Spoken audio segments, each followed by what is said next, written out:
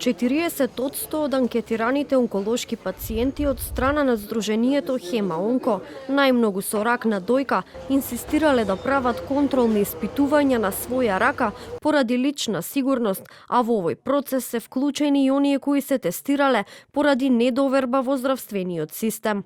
Останатите 60% пак се изјасниле дека испитувањата ги прават по препорака на онколог. Ана Маријановиќ од Хема Онко за телевизија 24 вели дека најголема причина поради која што пациентите бараат контролни испитувања е стравот од повторно појавување на болеста.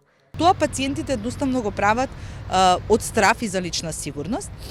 И сметам дека за да го промениме, ова треба да го промениме начинот на кој што онколошките пациенти најчесто се третираат, а тоа е, речеме, еден по мултидисциплинарен пристап во кој што социјалните работници, психолозите, па дури и психијатрите ќе имаат еден поголем удел во лекувањето, односно со секој еден пациент ќе разговараат за токму за стравот од повторно враќање на болести. Маријановиќ повторува дека клучот е во едукацијата на пациентите и во политиките за превенција и рано откривање на болеста. Јас лично сум онколошки пациент и ја знам потребата за сигурност.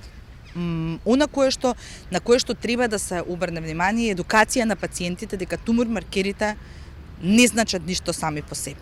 Значи, тие тумор маркери зависат од степен на болест, од состојба на телото. Дека вас кога веќе тумор маркерот ќе ви биде покачен, вас ве фаќа паника како пациент, па повторно барате некакви снимања кои што меѓу другото, не само што не му се потребни на организмот, туку дополнително го изложувате организмот на снимања на зрачења. Последните анализи на Фондот за здравствено осигурување покажуваат дека до септември 2025 година биле направени 238.744 тумор маркери кои чинат на 2 милиони евра.